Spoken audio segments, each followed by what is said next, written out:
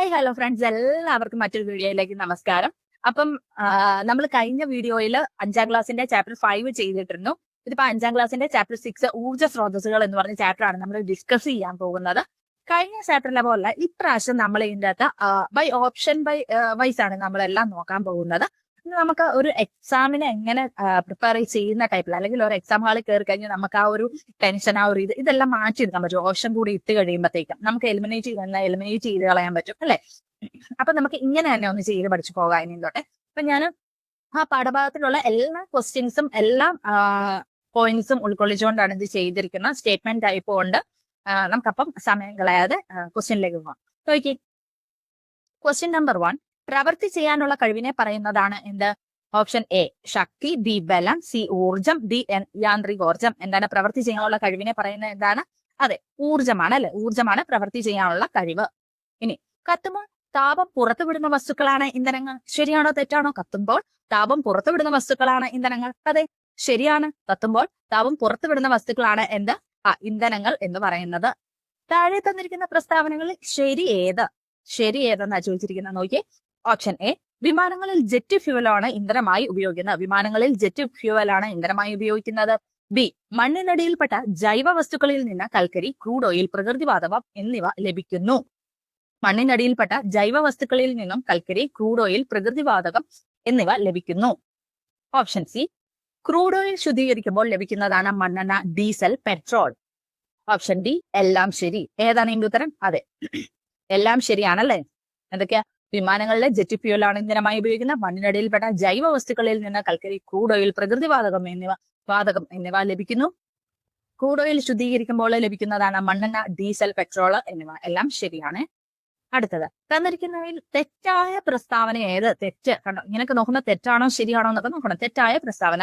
Option A, വർഷങ്ങൾക്ക് മുമ്പ് ജീവിച്ചിരുന്ന ജീവികളുടെ അവശിഷ്ടങ്ങളിൽ നിന്നാണ് ഫോസിൽ ഇന്ധനങ്ങൾ രൂപപ്പെടുന്നത്. ഓപ്ഷൻ ബി, ഫോസിൽ ഇന്ധനങ്ങൾ ഉപയോഗിക്കുന്നതിനനുസരിച്ച് തീർന്നുകൊണ്ടിരിക്കും. ഓപ്ഷൻ സി, ഇവയെ പുതുക്കാൻ കഴിയുന്ന ഊർജ്ജ സ്രോതസ്സുകൾ എന്ന് പറയുന്നു. ഏതാണ് തെറ്റ്?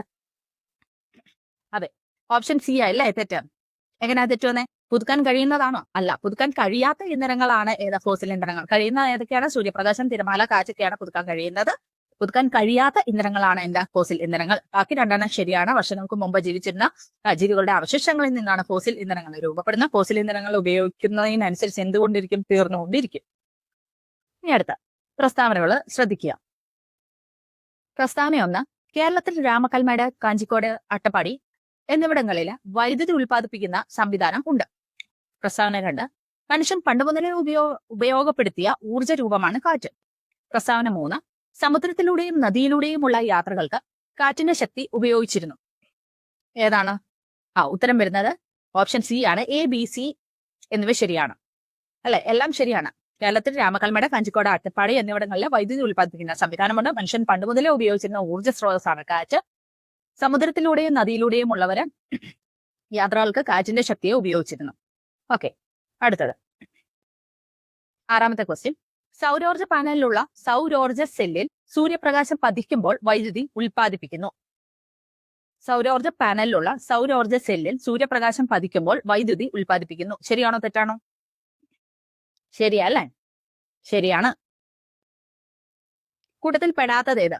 സൗരോർജ്ജം, പെട്രോള്, കാറ്റ്, തിരമാല. കൂട്ടത്തിൽ പെടാത്തത് ഏതാ? അതെ, നമ്മൾ നേരത്തെ പറഞ്ഞിരുന്നു സൗരോർജ്ജം, കാറ്റ്, തിരമാല എല്ലാം എന്താണ്?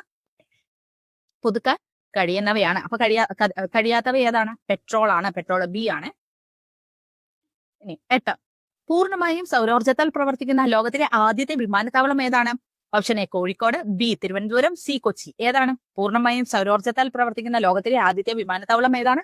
അതെ, കൊച്ചിയാണ്. സിയൽ കൊച്ചിയാണ് പൂർണ്ണമായും സൗരോർജ്ജത്താൽ പ്രവർത്തിക്കുന്ന ലോകത്തിലെ ആദ്യത്തെ വിമാനത്താവളം.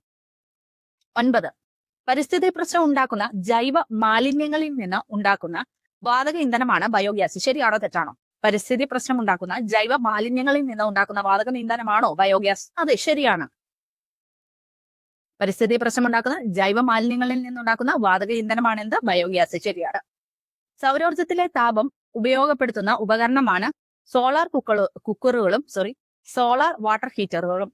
ശരിയാണോ തെറ്റാണോ? ശരിയാണല്ലേ. സോളാർ കുക്കറും സോളാർ വാട്ടർ ഹീറ്ററും സൗരോർജ്ജത്തിലെ താപം ഉപയോഗിച്ച് ഉപയോഗിക്കുന്ന ഉപകരണങ്ങളാണ്. സോളാർ എന്ന് കേൾക്കുമ്പോഴേ അറിയാം സൗരോർജ്ജത്താൽ ഉപയോഗിക്കുന്നതാണ്. ഇനി പ്രസ്താവന ശ്രദ്ധിക്കുക. ഫസ്റ്റ്, കാറ്റ്, തിരമാല, സൂര്യപ്രകാശം തുടങ്ങിയവ പുതുക്കാൻ സാധിക്കുന്ന ഊർജ സ്രോതസ്സുകളാണ്. പ്രസ്താവന 1. പ്രസ്താവന 2, ഇവ വായു മലിനീകരണം ഉണ്ടാക്കുന്നില്ല. ശരിയാണോ തെറ്റാണോ? ഓപ്ഷൻ 1, 2 തെറ്റ്, 1 ശരി 2 തെറ്റ്. ഓപ്ഷൻ സി 1, 2 ശരി. ഓപ്ഷൻ ഡി 1 തെറ്റ് 2 ശരി. ഒന്നുകൂടെ കാണിക്കാം. പ്രസ്താവന 1, കാറ്റ്, തിരമാല, സൂര്യപ്രകാശം തുടങ്ങിയവ പുതുക്കാൻ സാധിക്കുന്ന ഊർജ സ്രോതസ്സുകളാണ്. സ്റ്റേറ്റ്മെന്റ് 2, ഇവ വായു മലിനീകരണം ഉണ്ടാക്കുന്നില്ല. ഏതാണ്? രണ്ടും ശരിയാ അല്ലേ? രണ്ടും ശരി. അപ്പം ഓപ്ഷൻ സി ആണ് ശരി. 1, 2 എന്നിവ ശരിയാണ്. ഇതാണോ പുതുക്കാൻ സാധിക്കുന്ന ഊർജ സ്രോതസ്സുകളാണ് ഇവിടെ പറയുന്നുണ്ട്. അപ്പൊ മറ്റു സ്റ്റേറ്റ്മെന്റ് കണ്ടോ, ഇതേപോലെ തന്നെ വേറൊരു സ്റ്റേറ്റ്മെന്റ് ഞാൻ ആദ്യത്തെ കാണിച്ചില്ലായിരുന്നോ, പെട്രോളിന്റെ. അപ്പൊ പലയിടത്ത് ഇങ്ങനെ പ്രസ്താവനകൾ മാറി വരുമ്പോൾ നമ്മൾ അതൊന്ന് ശ്രദ്ധിച്ച് പതുക്കെ എന്താണ് ഇത് ശരിയായി വരും കേട്ടോ. പാരിസ്ഥിതിക പ്രശ്നങ്ങൾ ഉണ്ടാക്കുന്ന ജൈവ മാലിന്യങ്ങളിൽ നിന്ന് ഉണ്ടാകുന്ന ഇന്ധനമാണ് എന്ത്? ബയോഗ്യാസ്. നമ്മൾ നേരത്തെ പറഞ്ഞായിരുന്നു. അത് പിന്നെ റിപ്പീറ്റ് ചെയ്ത് വരുമ്പോഴത്തേക്കും നമ്മളത് തറവാകും. അതുകൊണ്ട് ഞാൻ പറഞ്ഞു ഇവിടെ റിപ്പീറ്റ് ചെയ്ത് ക്വസ്റ്റ്യൻ വരുന്നുണ്ട്. അപ്പൊ തന്നെ നമ്മൾ പഠിച്ചോളും. അപ്പൊ പാരിസ്ഥിതിക പ്രശ്നം ഉണ്ടാക്കുന്ന ജൈവ മാലിന്യങ്ങളിൽ നിന്ന് ഉണ്ടാകുന്ന ഇന്ധനമാണ് എന്ത്? ബയോഗ്യാസ്. അപ്പൊ ഇത്രയൊക്കെ ഈ പാഠഭാഗത്ത് ചെറിയൊരു ചാപ്റ്റർ ആയിരുന്നു, 5ാം ക്ലാസ്സിലെ അല്ലേ. അപ്പം ഇനി അടുത്തൊരു വീഡിയോ ആയിട്ട് നമുക്ക് അടുത്ത പ്രാവശ്യം കാണാം. അപ്പൊ എല്ലാവർക്കും ഈ വീഡിയോ ഇഷ്ടപ്പെട്ടാൽ ലൈക്ക് ചെയ്യുക, ഷെയർ ചെയ്യുക, സബ്സ്ക്രൈബ് ചെയ്യുക.